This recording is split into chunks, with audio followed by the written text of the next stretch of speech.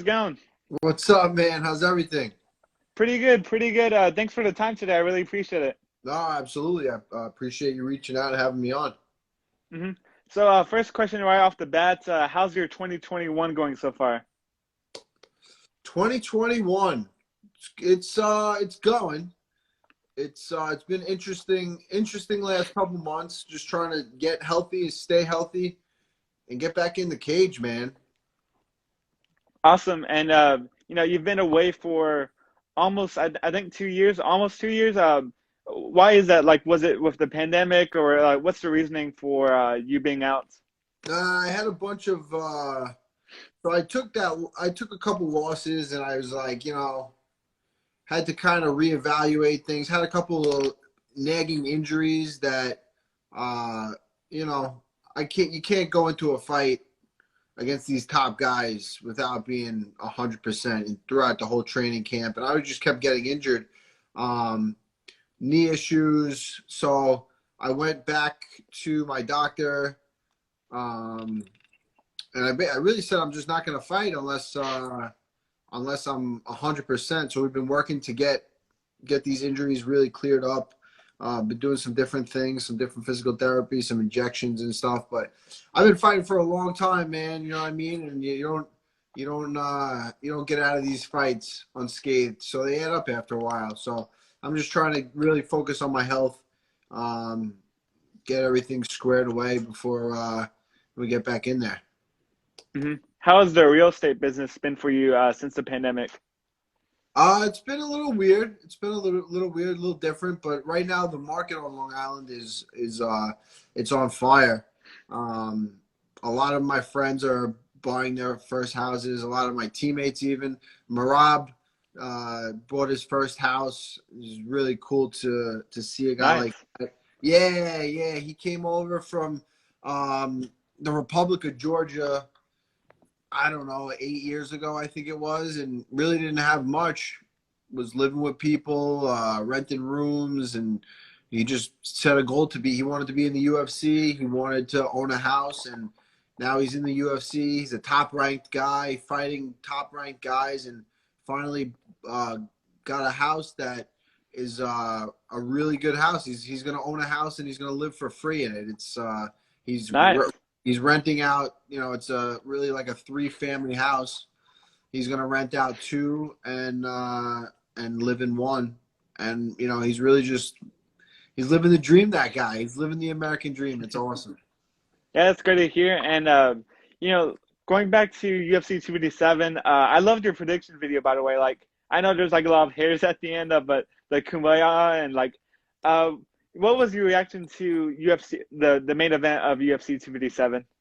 Well, Conor screwed me on that. Me too, man. Me too. Freaking, what the hell was that? He goes in the cage and he's pounding the guy high, like, that's not Conor. What the hell? Come on, dude. What the freak? I thought it was a little, I thought he did a little, he was doing the kumbaya too much. You know what I mean? He freaking made best friends with Dustin before that fight. It was like, what the heck? I don't know. He got taken down. It was kind of like a weird takedown. Dustin almost like, it wasn't really like a clean shot. He just kind of like fell into him, and Conor was off balance, and he got it. He got him down early. Conor gets back up, is against the cage, gets off the cage, and then stays there. I was like, that's never the game plan for him. His arms, his arms fill up with blood, seems pretty quickly. The more grappling he does, the slower he gets pretty fast. So I think he should have broken away from that clinch, and he should have just started firing shots. He was just hanging out there. And then the leg kicks. Dustin had a great game plan, southpaw on southpaw, crushed that lead leg with leg kicks. But, I mean, Conor, switch up the game plan, man. Like, switch your stances. I've been hit with those leg kicks. Those things are not fun, and you don't want to stand there and take them. But it seemed like he was just, he didn't change up much. So, I don't know. I thought Dustin went in with a great game plan. And Conor really was like probably one of the worst versions of him I've ever seen. That was just, his hands. He's always got good hand speed. He's always accurate, and he was winging punches. Dustin at 155 seems like he's got a little bit.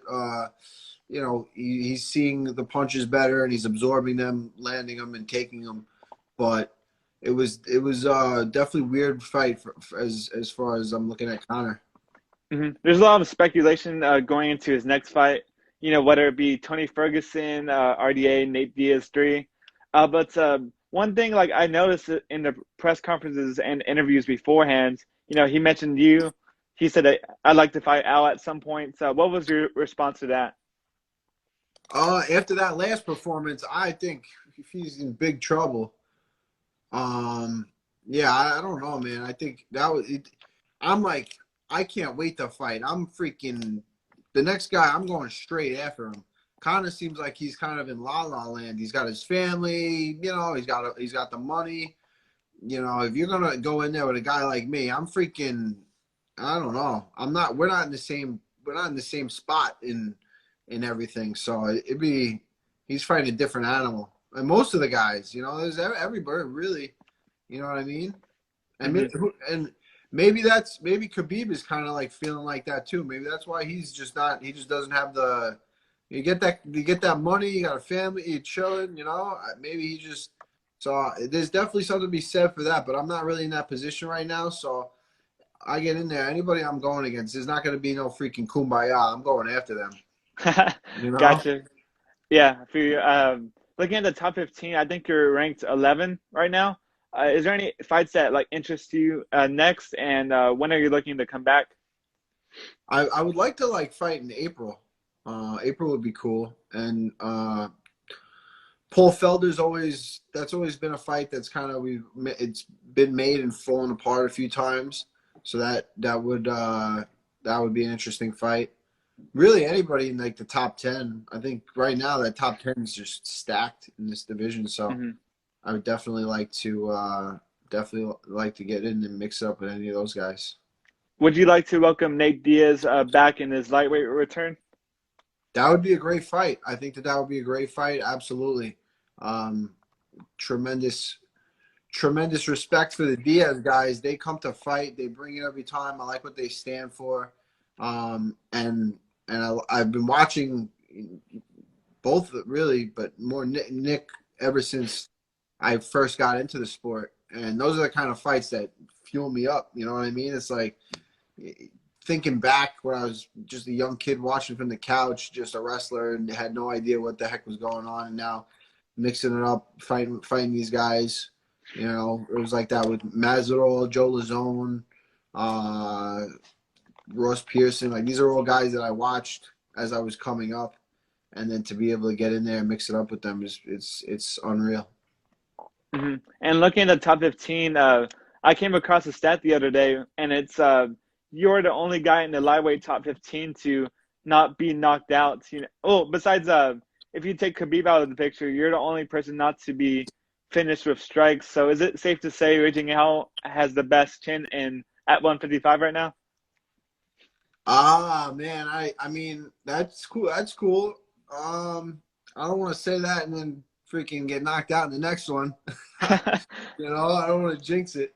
But I think that I do a good job. I'm pretty aware of everything, and I see a lot. I think it's the chin is there's a lot of factors playing into I think getting knocked out. It's your awareness, your eyesight, even just seeing the punch a fraction of a second before it lands, you brace for it and you kind of move with it a little bit. And,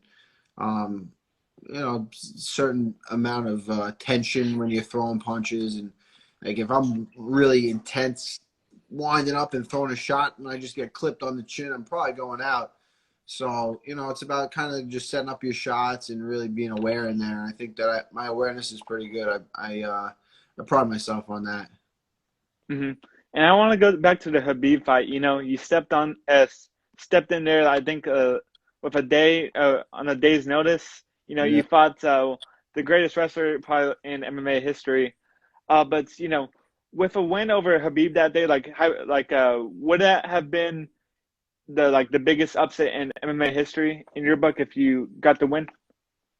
Could have been. Yeah, it definitely could have been. I think that, I mean, there's been some pretty big upsets, but coming in on short notice like that definitely could have been probably one of the bigger ones.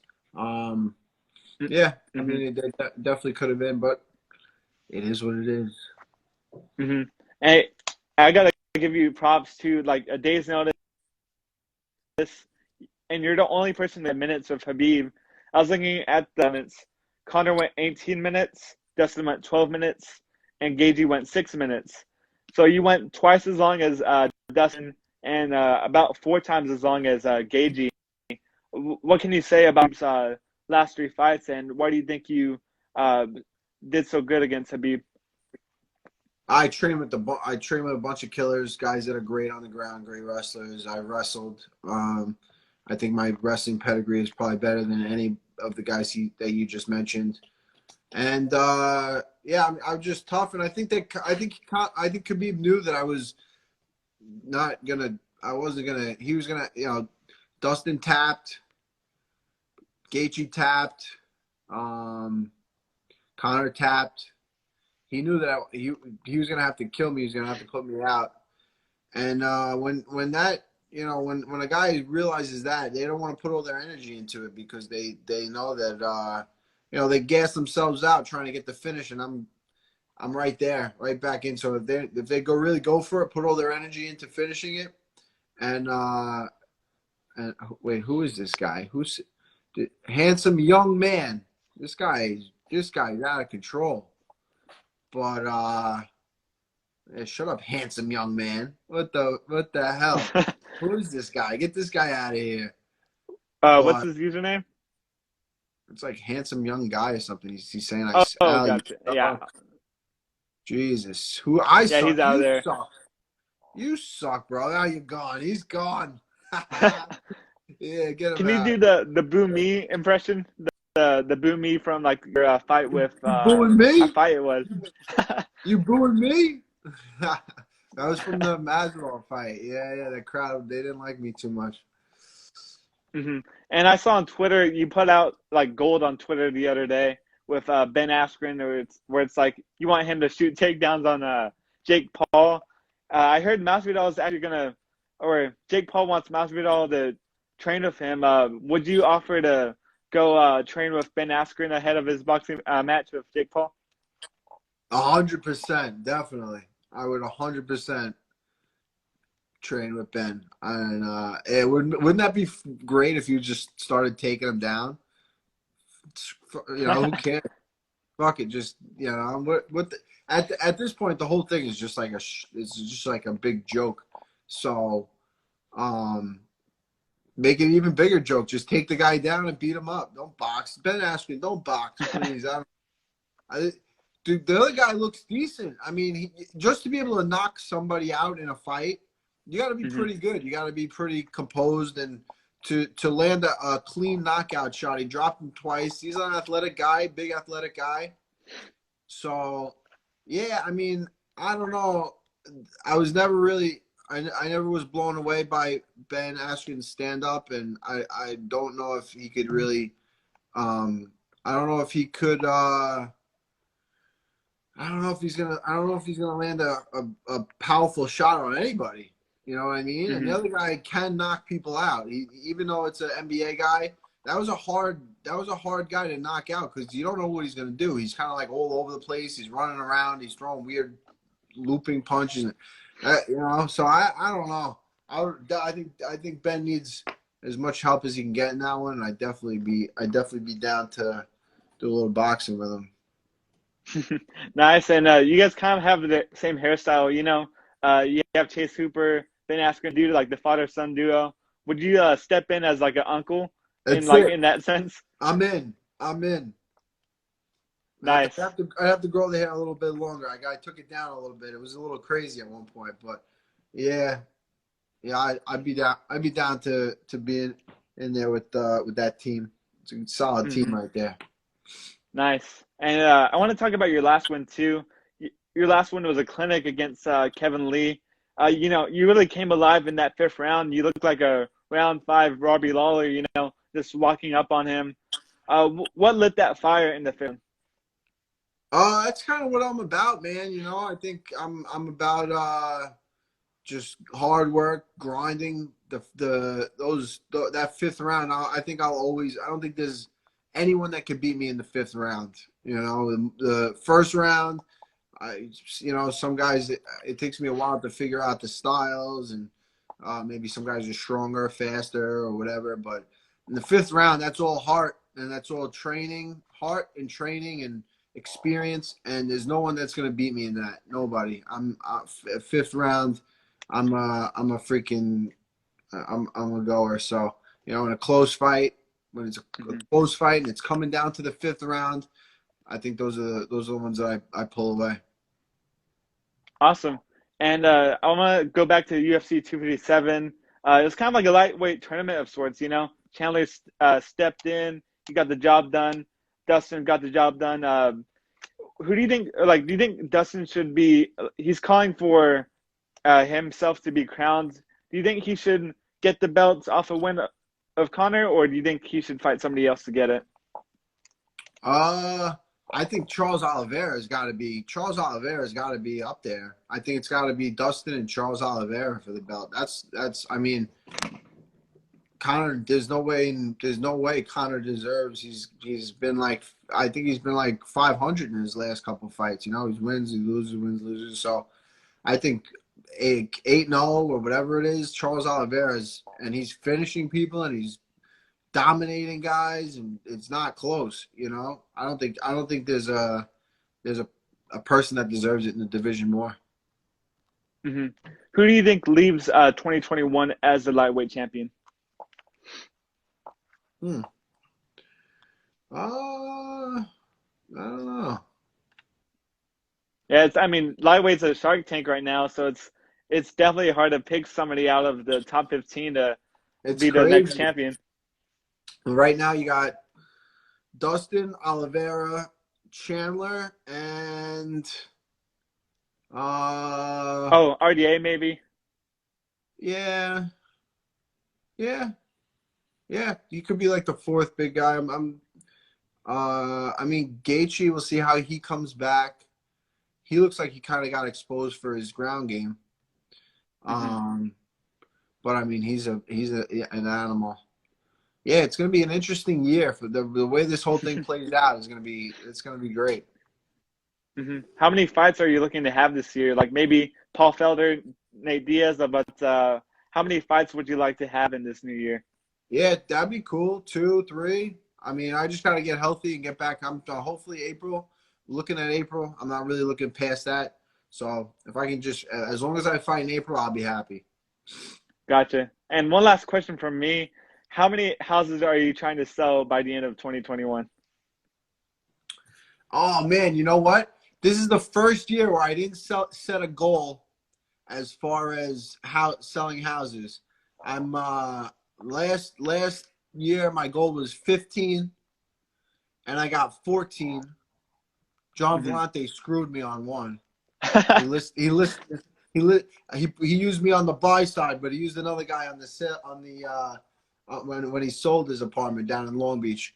He he's a funny guy, but I don't know. To be honest with you, I just like to sell houses to my friends this year. I'm not really trying to get too crazy. Just if anyone's looking to sell a house, I'd like to help them if they're an MMA fan or in that capacity. But just people that I know, people that I feel comfortable with, people that are definitely going to buy. I don't want to really be focusing too much. I think in the past I focused too much on that. It took away from the rest of my life. So yeah, definitely. I don't know. I'd say I don't. If I get 7 or 8, that'd be a good number. I'm not trying to get too crazy. Awesome. Great to hear. And I think that's all the questions I have. I just want to thank you again for the time. You're an awesome guest. Is there anything that you want to say to the fans out there watching? Ah, MMA Island, let's go. The best in the business. I really appreciate you having me on, brother. It's been great. Thank you so much, and Hmm. have a good year, everybody. Appreciate it. Gotcha. We gotta punch it out on this one.